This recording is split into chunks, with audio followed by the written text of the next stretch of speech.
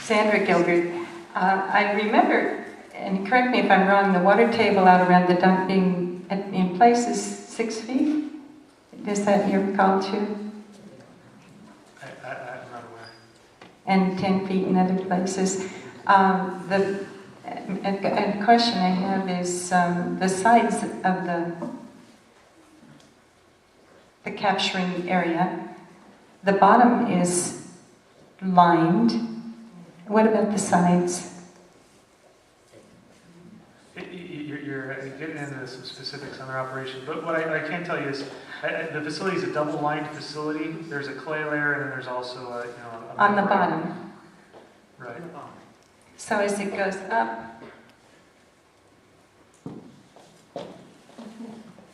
in the presentations that I received regarding the landfill, stuff that I read is all I know is it's double line.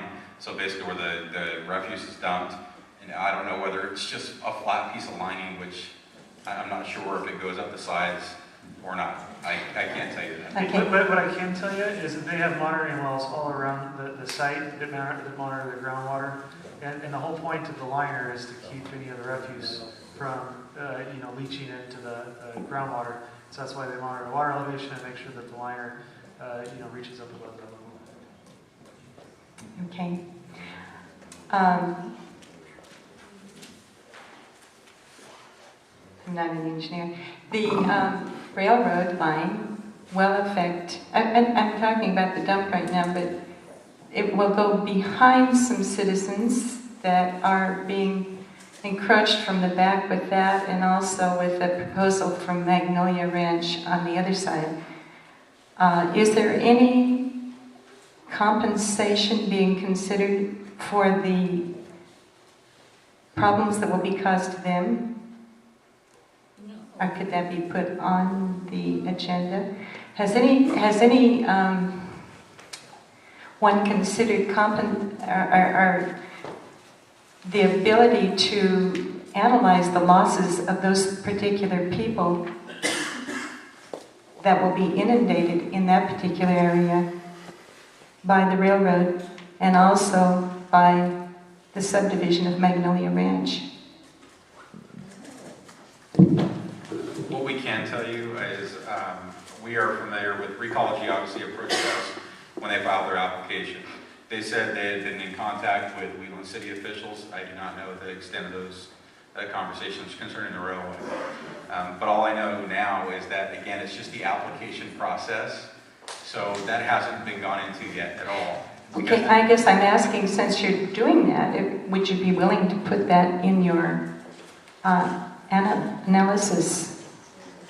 Yeah, I mean, those are all, as the application is considered through the process and the EIR is done, ultimately what gets included in any type of conditions that may be applied come from the direction of the Board of Supervisors.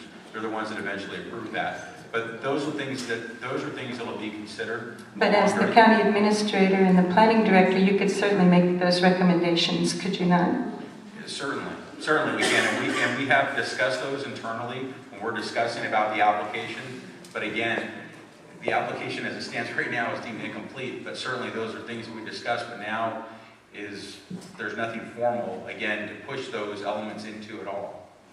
I think a problem that a lot of people have here and a worry is that in order to go through the process, we have to go around and around and around and around, and we want to have some direct say in what happens to our community and to our farmland.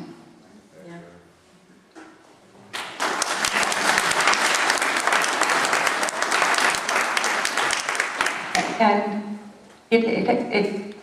I know the word transparency is used a lot, but it has to be more direct. And if we come to meetings and speak up, it would be very nice to know that you were taking notes on our behalf.